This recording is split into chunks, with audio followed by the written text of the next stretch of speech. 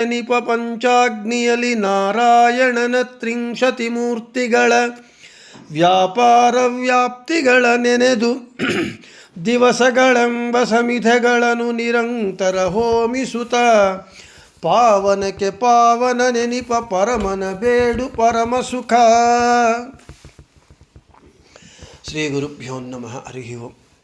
మన హరికథామృత సారము పాఠంలో నిన్నటి రోజున పంచమహాయజ్ఞ సంధి యందు 30వ పద్యం చెప్పుకున్నాం. స్త్రీ పురుషుల శరీరములందు భగవంతుడు వాసుదేవ అనిరుద్ధ ప్రద్యుమ్న సంకర్షణ రూపములతో ఉంటూ మూల నారాయణుడు మూలరూపి నారాయణుడు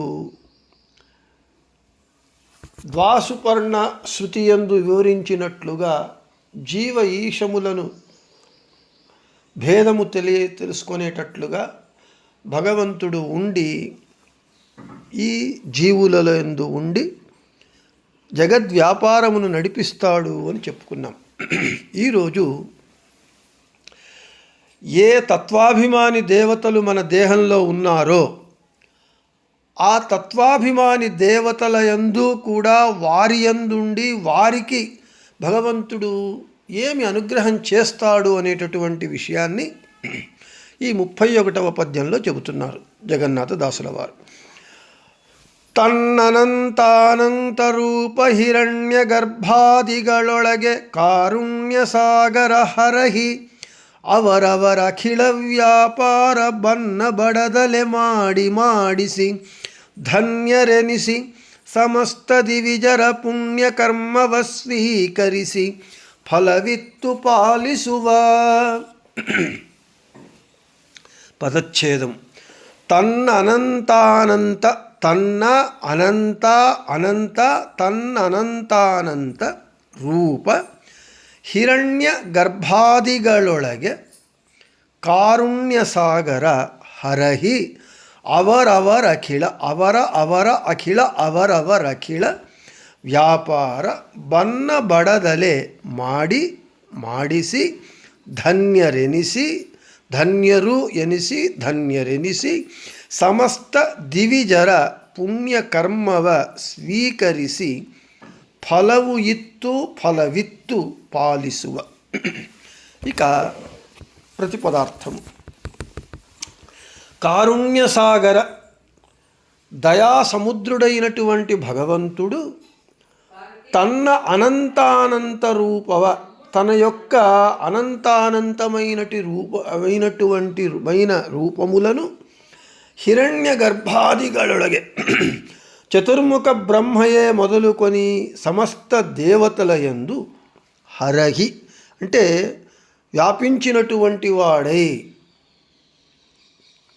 అవరవర ఆయా దేవతల అఖిల అంటే అన్ని విధములైనటువంటి వ్యాపార కార్య విశేషములను కర్మలను బన్నబడదలే అంటే లేశమైన ఆయాసము లేకుండా అంటే నిరాయాసముగా ఆయాసరహితంగా మాడి బింబరూపి అయి తాను చేసి మాడిసి ఆయా దేవతల కర్మలను వారి చేత చేయించి ధన్యరెనిసి ఆ దేవతలు ఇక ఈ పని చేసి మేము ధన్యులమయ్యాము అని వారిని ధన్యులను చేసి సమస్త దివిజర బ్రహ్మాది సమస్త దేవతల పుణ్యకర్మవ వారు చేసినటువంటి సాధనారూపమైనటువంటి వారు చేసిన పుణ్యకర్మలను అంటే దేవతలు చేసిన కర్మలను స్వీకరిసి వారి ద్వారానే తాను స్వీకరించి ఫలవిత్తు ఆ పుణ్యకర్మ చేత జనించినటువంటి ఆ పుణ్యకర్మ జనితమైన ఫలములను దేవతలకు ఇచ్చి అంటే తన యొక్క దర్శన భాగ్యాన్ని దేవతలకు ఇచ్చి భగవంతుడు వారిని పాలిసువ అంటే పాలిస్తాడు, సంరక్షిస్తాడు అని ప్రతిపదార్థం. ఇక తాత్పర్యము. దయాసముద్రుడైనటువంటి భగవంతుడు తన యొక్క అనంతానంత రూపములను చతుర్ముఖ బ్రహ్మయే మొదలైనటువంటి సమస్త దేవతల యందు వ్యాపింపజేసి తాను వ్యాపించినటువంటి వాడై ఆయా దేవతలు చేసేటటువంటి సమస్త కర్మలను లేశమాత్రము ఆయాసము లేకుండా బింబరూపి అయి తాను మొదట చేసి ప్రతిబింబులైనటువంటి జీవుల చేత ఆ పనులను చేయించి వారిని కృతార్థులుగా ధన్యులుగా చేసి సమస్త దేవతల పుణ్యకర్మలను తాను స్వీకరించి ఆయా కర్మ ఫలములను ఆ దేవతలకు అనుగ్రహించి తన యొక్క దర్శన భాగ్యాన్ని వారికి కలిగించి వారిని రక్షిస్తాడు అనేటటువంటిది తాత్పర్యం. ఇక విశేష వివరణకు వస్తే భగవంతుడు సర్వతంత్ర స్వతంత్రుడు. మళ్ళీ మన మాధ్వతత్వానికి రావాలి. మధ్వ సిద్ధాంతం ఏమి చెబుతూ ఉన్నది? స్వతంత్రం అస్వతంత్రంచ ద్విధం తత్వమిష్యతే. ఈ జగత్తునందు రెండే తత్వములు, స్వతంత్ర తత్వము ఒకటి, ఇంకొకటి అస్వతంత్ర తత్వము. స్వతంత్రో భగవాన్ విష్ణు, స్వతంత్ర తత్వంలో భగవంతుడు ఒక్కడే ఉన్నాడు. మిగిలినదంతా అక్షరతత్వమైనటువంటి అవిభక్త కుటుంబిని అయినటువంటి సదా భగవంతుని వక్షస్థలవాసిని అయినటువంటి లక్ష్మీదేవి మొదలుకొని జీవోత్తములైనటువంటి బ్రహ్మవాయువులు మొదలుకొని తృణాంత పర్యంతము సమస్త జీవులు అస్వతంత్రులు.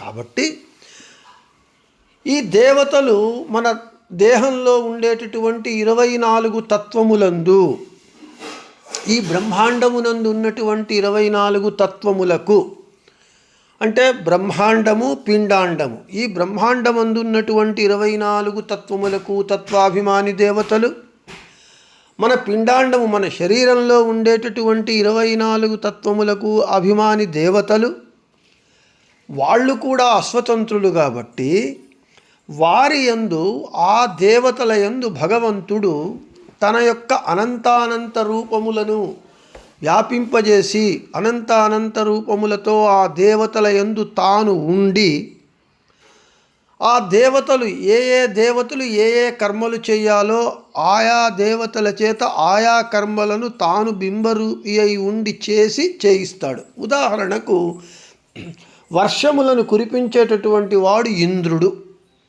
ఇంద్రుడు స్వతహా వర్షములను కురిపించలేడు. కాబట్టి ఇంద్రునిలో ఇంద్రనామకుడై ఇంద్రశబ్దవాచ్యుడై ఇంద్రాంతర్యామి అయి ఇంద్రుని నుండి భిన్నుడై తాను వర్షములను కురిపిస్తాడు. ఈ విధంగా అందరి దేవతల యందు తాను ఉండి తాను బింబరూపి అయి కర్మలను చేసి ప్రతిబింబులైనటువంటి దేవతల చేత ఆ కర్మలను చేయించి వారికి సాధన చేయించి ఆ సాధన జనితమైనటువంటి పుణ్యకర్మల ఫలమును వారికి ఇచ్చి అనుగ్రహించి వారిని రక్షిస్తాడు. దీనికి ఇంత ప్రక్రియ చేసేటప్పుడు భగవంతుడేమైనా అలసిపోతాడా అని అంటే, మనం ఒక చిన్న పని చేస్తేనే అలసిపోతాం. అయితే భగవంతుడు ఇంతటి కార్యాన్ని చేసినా బన్నబడదలే, అంటే లేశము మాత్రము ఆయాసము లేకుండా నిరాయాసంగా ఆయాసరహితంగా సర్వకాల సర్వావస్థల యందు సదా భగవంతుడు ఈ పనులను చేయిస్తూ ఉంటాడు. అందుకే వాడు అఘటనాఘటన సమర్థుడు, సర్వసమర్థుడు, అచింత్యాద్భుత శక్తి సంపన్నుడు, సర్వోత్తముడు, సర్వతంత్ర స్వతంత్రుడై ఉన్నాడు. దీనికి ప్రమాణం ఎక్కడున్నది అని అంటే, విష్ణు రహస్య గ్రంథంలో 12వ అధ్యాయంలో, అంటే 12వ అధ్యాయంలో భగవంతుడే స్పష్టంగా చెబుతూ ఉన్నాడు. ఏమి భగవంతుడు చెప్పాడో దానినే, ఆ ప్రమాణాన్ని యథాతథంగా జగన్నాథదాసుల వారు ఈ 31వ పద్యంలో వివరించినారు. ఆ ప్రమాణం ఒక్కసారి మీరు చూస్తే జగన్నాథదాసుల వారు ఎంతటి శాస్త్ర విజ్ఞానము కలిగినటువంటి వారు అని తెలుస్తుంది. భగవంతుడు చెబుతూ ఉన్నాడు విష్ణు రహస్య గ్రంథంలో 12వ అధ్యాయంలో, నానా రూపధరోహం వై నానా దేవేషు సంస్థితః యదా దేవాః మహాయజ్ఞాన్ వితన్వంతి సహస్రశః తదా అహమేవ సర్వేషాం యజ్ఞభోక్తా భవామి వై. అహం అగ్ని, అహం భాను, అహం సోమో బృహస్పతి, బ్రహ్మా వాయు, తతో రుద్ర వరుణో మిత్ర ఏవ చ ఇంద్రో అశ్వినౌ చ వసవో విశ్వే దేవాః అహమేవతః యజమానో హవిస్తోహం సర్వం సర్వస్తత యతః. దీని యొక్క కన్నడ అనువాదం చూడండి. ఈ పద్యంలో ఈ ప్రమాణంలో ఏమి చెప్పబడి ఉందో అదే యథాతథంగా జగన్నాథదాసుల వారు చెబుతూ ఉన్నారు. ఈ ప్రమాణం యొక్క అర్థం ఇలా ఉన్నది. భగవంతుడు చెబుతూ ఉన్నాడు, నేను నానా రూపములను ధరించి సమస్త దేవతా వర్గంలో నేను ఉంటాను, సమస్త దేవతల యందు నేను ఉంటాను. బహుసంఖ్యాకమైనటువంటి మహాయజ్ఞములను ఆ దేవతలు చేస్తున్నప్పుడు ఆ యజ్ఞ ఫలమునన్నింటినీ నేనే స్వీకరిస్తాను. నేనే స్వీకరించడానికి యోగ్యమైనటువంటి వాడను. నేనే పరమ ముఖ్య వృత్తి చేత అగ్ని, సూర్యుడు, చంద్రుడు, బృహస్పతి, బ్రహ్మ, వాయు, రుద్ర, వరుణ, మిత్ర, ఇంద్ర, అశ్విని దేవతలు, అష్టవసువులు, విశ్వే దేవతలు, యజమాన, ఇటువంటి ఈ అన్ని శబ్దవాచ్యుడై నేనే ఉన్నాను. అంటే ఇప్పుడు బ్రహ్మ, ఇంద్రుడు, రుద్రుడు, సూర్యుడు, అగ్ని, వాయు అని ఏమేమి దేవతల పేర్లు ఉన్నాయి అవన్నీ కూడా పరమ ముఖ్య వృత్తి చేత నాకే చెందుతాయి. అగ్ని అనంటే నేనే, ఇంద్రుడన్నా నేనే, బ్రహ్మ అన్నా నేనే. పరమ ముఖ్య వృత్తి చేత ఆ శబ్దములన్నీ నాకే చెందుతాయి. నేను అందరి ప్రాణులయందు నేను ఉండటం చేత, అంటే ఈ జగత్తునందున్నటువంటి సమస్త ప్రాణులయందు నేను ఉండటం చేత నాకు అన్ని శబ్దములు, శబ్దవాచ్యుణ్ణి నేనే, ఆ సర్వనామవాచ్యుణ్ణి నేనే అని శ్రీహరి ఈ విష్ణు రహస్య గ్రంథంలో చెబుతున్నాడు. భగవంతుడు భగవద్గీతలో ఏం చెబుతూ ఉన్నాడు? అహమేవా, అన్నీయూ నేనే అని ఏ విధంగా చెప్పాడో అదేవిధంగా విష్ణు రహస్య గ్రంథంలో కూడా భగవంతుడు స్పష్టంగా చెబుతూ ఉన్నాడు. నేను ఎక్కడ ఉంటానో, ఏ అధిష్టానంలో ఉంటానో ఆ అధిష్టాన శబ్దవాచ్యుడై నేను ఎన్నో మార్లు మీకు చెప్పినట్లుగా శాస్త్రంలో ఒక నియమం, భగవంతుడు ఎక్కడ ఉంటే తదాకారుడై, తన్నామకుడై, తత్శబ్దవాచ్యుడై, తదంతర్యామి అయి, తద్భిన్నుడై భగవంతుడు ఉంటాడు. నాలో ఉన్నప్పుడు నా పేరు మీద సమీర శబ్దవాచ్యుడవుతాడు, సమీర నామకుడవుతాడు, సమీర అంతర్యామి అయి ఉంటాడు. సమీరుని నుండి భిన్నుడై తానే ప్రవచనం చేస్తాడు, పాఠం చెప్తాడు. అదేవిధంగా ఎవరెవరు వింటున్నారో వాళ్ళ నామవాచ్యుడై, వాళ్ళ శబ్దవాచ్యుడై, వాళ్ళ అంతర్యామి అయి, వారి నుండి భిన్నుడై వారు ఈ పాఠమును కానీ ప్రవచనమును కానీ వినేటట్లుగా వాడు బింబరూపి అయి ఉండి విని మీరు వినేటట్లుగా చేస్తాడు. ఇది భగవంతుని యొక్క అచింత్యాద్భుతమైనటువంటి అనూహ్యమైనటువంటి వ్యాపారము. వాడే ఈ జగత్తునందున్నటువంటి సమస్త జీవులందు వ్యాప్తుడై ఉండి బింబరూపి అయి ఉండి వాడు పనులను చేయించకపోతే ఈ జగత్తునందు ఒక్క గడ్డి పోచ కూడా కదలదు, మొలవదు, పెరగదు. కాబట్టి ఇది భగవంతుని యొక్క సర్వతంత్ర స్వాతంత్రత్వాన్ని, భగవంతుని సర్వోత్తమత్వాన్ని, భగవంతుని యొక్క అచింత్యాద్భుత శక్తి సంపన్నతను, భగవంతుని యొక్క అఘటనాఘటన సామర్థ్యాన్ని సూచిస్తూ ఉన్నది. కాబట్టి సమస్త దేవతల యందు భగవంతుడు ఉండి వారి చేత వారి వారి పనులను వారు వారు చేసేటట్లుగా తాను చేసి చేయిస్తాడు, ఆ కర్మ ఫలములను వారికి ఇస్తాడు భగవంతుడు అని చెబుతూ ఈ పద్యాన్ని ఈరోజు ముగించి రేపు 32వ పద్యము సాగరదొళిహ నదియ అనేటటువంటి పద్యాన్ని రేపు చెప్పుకుందామని చెబుతూ శ్రీకృష్ణార్పణమస్తు, మధ్యేశార్పణమస్తు. అందరికీ శుభమస్తు.